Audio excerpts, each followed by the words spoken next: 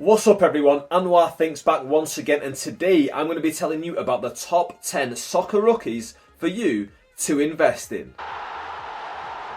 Now there is a caveat, I'm only going to be talking about teenage footballers at time of recording because their rookie cards are still available for the most part. Kicking us off at number 10 we have the 19-year-old Manchester United winger Amad Diallo. Now he's already got 3 international caps to his name for the Ivory Coast and 1 international goal. However, he doesn't have any trophies to his name. He came to Old Trafford with loads of hype around him from Serie A, but obviously Manchester United are in a little bit of a state of flux at the moment. However, he's just been loaned out to Rangers and I think he's going to have a pretty good time in Glasgow, and he's very possibly going to go back to Manchester with a couple medals to his name. Will he be able to push on from there with that first team experience, with the experience of winning things?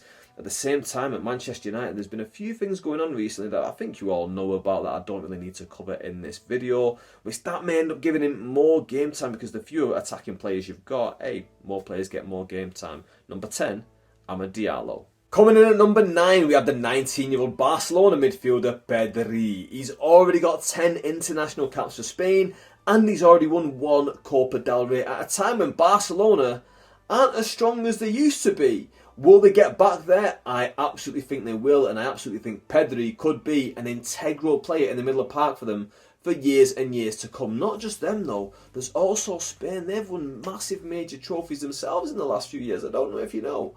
Of course you know. Pedri has got it all. He could really become one of the top players in world football. He's got the potential to do that, especially playing for Barcelona and Spain. Pedri's definitely one to look out for. Now, there's a little bit of controversy around him in the sports card world because he's got so many rookies. The reason he's got so many rookies is because he's got such a high potential. Can you go wrong buying his cards? Honestly, I don't think you can. You can buy whichever one you want. I honestly believe it's going to go up in value. Now, will it go up from £1 to £50,000? I don't think so. Will it go up at least something?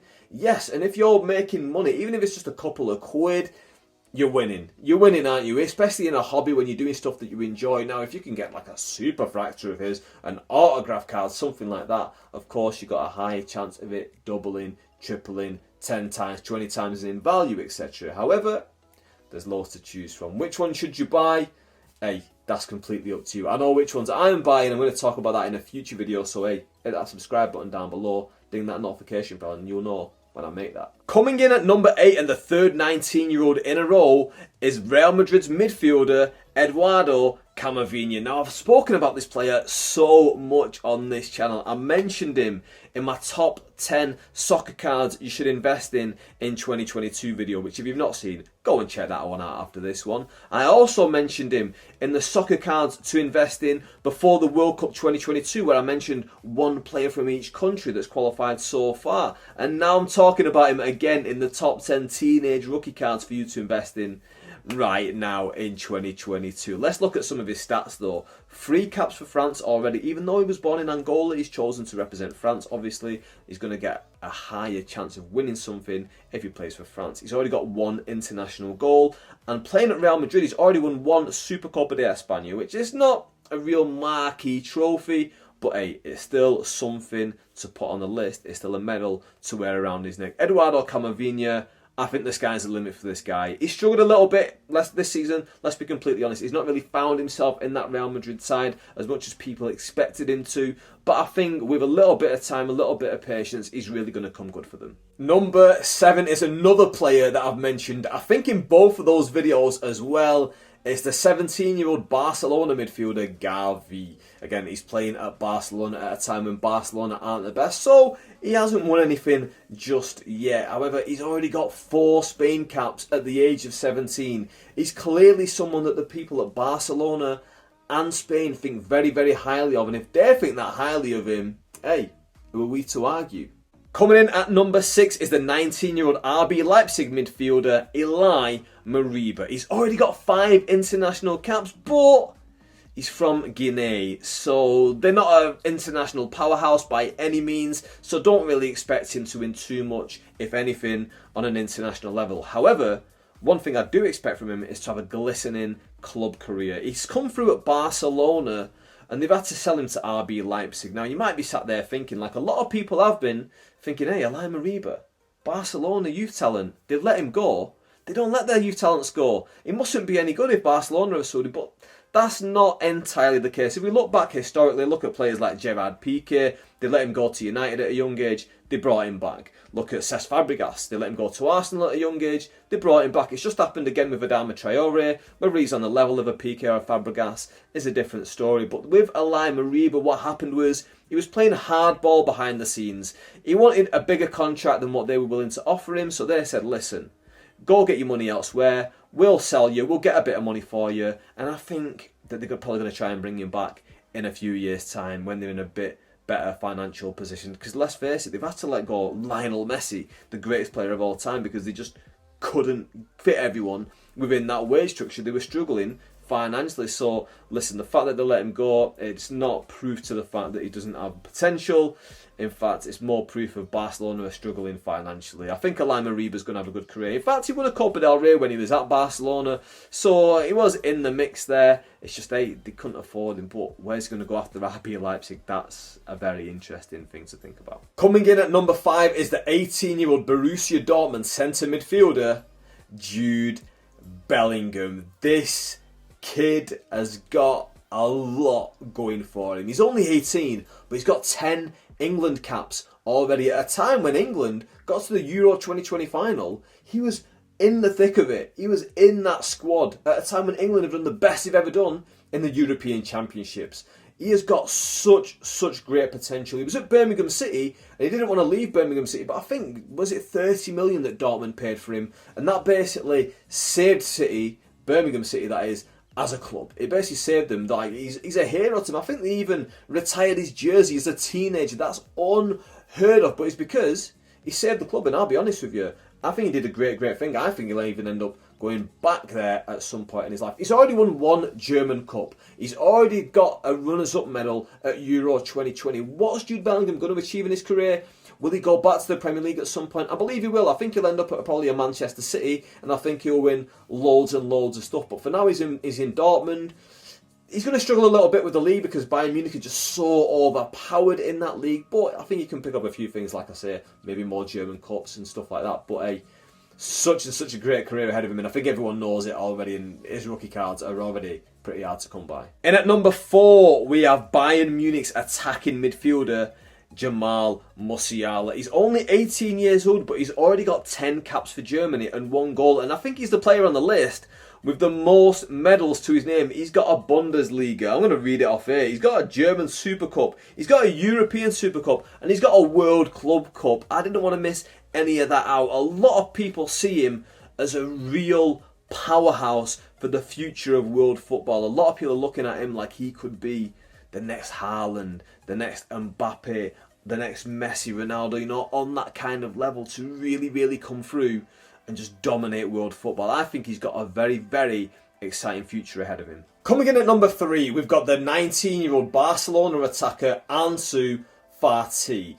He's already got 4 caps for Spain and 1 goal. However, he was born in Guinea-Bissau, but he's chosen to represent Spain because he's far more likely to win stuff with them than the country of his birth. And of course, he's got most of his footballing, learning and lessons from being in Spain and living in Spain most of his life. So I suppose he's just giving back to the Spanish FA, who's kind of helped him get to this level. Now, he's already won 1 Copa del Rey with Barcelona at a time when, like I say, Barcelona aren't the Barcelona we all know and love, but I think they're definitely going to get back to that level. With the players that I've mentioned just in this list, the Gavis, the Pedris, the Fatis, Barcelona have got huge talent coming through. You put those alongside some of the stalwarts of the team, like a Piqué, a Busquets, even a Marc-Andre ter Stegen. These players around them in the locker room, in the change rooms, helping them on the training pitch to improve their levels.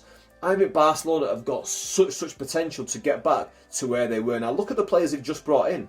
Adama Traore, Pierre-Emerick Aubameyang, players who have fallen off the pace. Well, Aubameyang definitely has fallen off the pace a little bit in the Premier League. If anything, Traore sets the pace in the Premier League in terms of actual pace, but he's not the elite level in the Prem. But I think both of them are going to up their games now they're in the Liga. And you put these young players around them, these young players are going to see that. I think these young players are going to be able to not just progress, but elapse these players and become the true top stars at Barcelona. Now, one more thing about Fati is those at Barcelona look at him and say, this kid is the next Messi.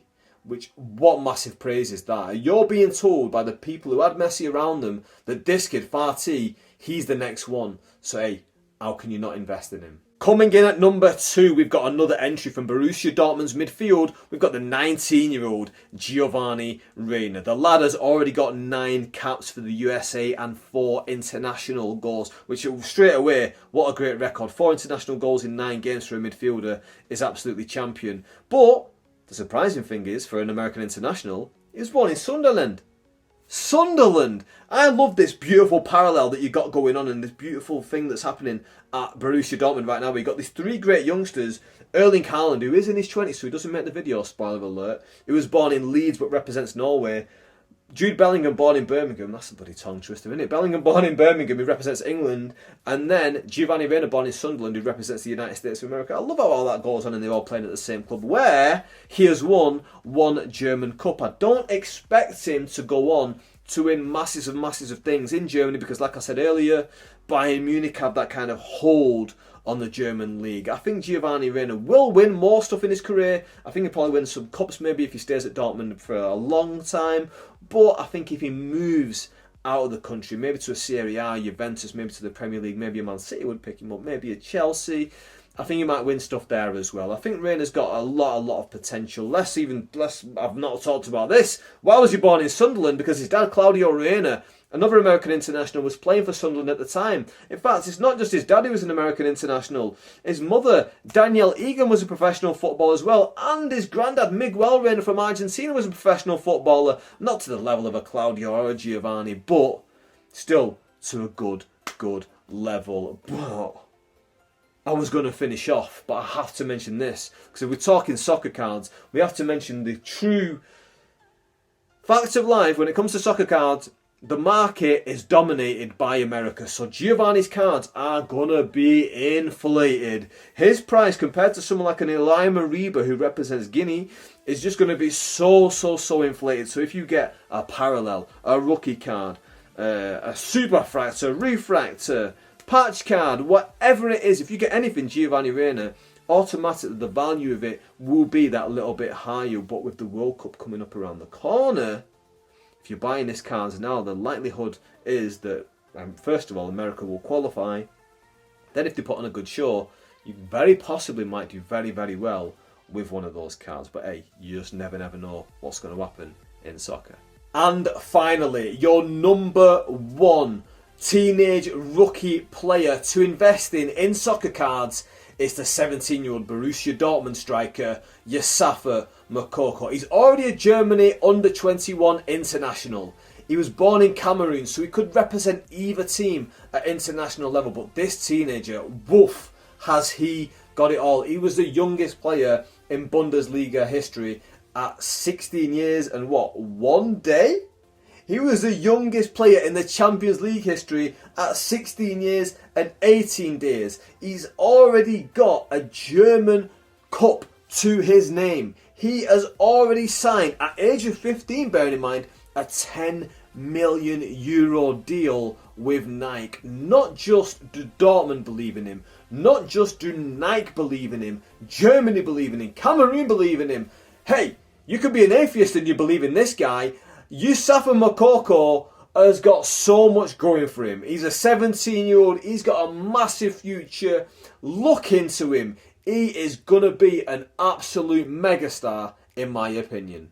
That is it. That is your top 10 teenage rookie cards to invest in soccer cards. I hope you've enjoyed this video. I'd love to hear your opinions down below in the comment section. Drop them down there. If you haven't already, please hit that thumbs up like button. And if you want to see more content like this, hit the subscribe button and ding that notification bell down below. That way, every time I make a video, you will be the first person who hears about it. And with that, I am out. Thank you very much for watching.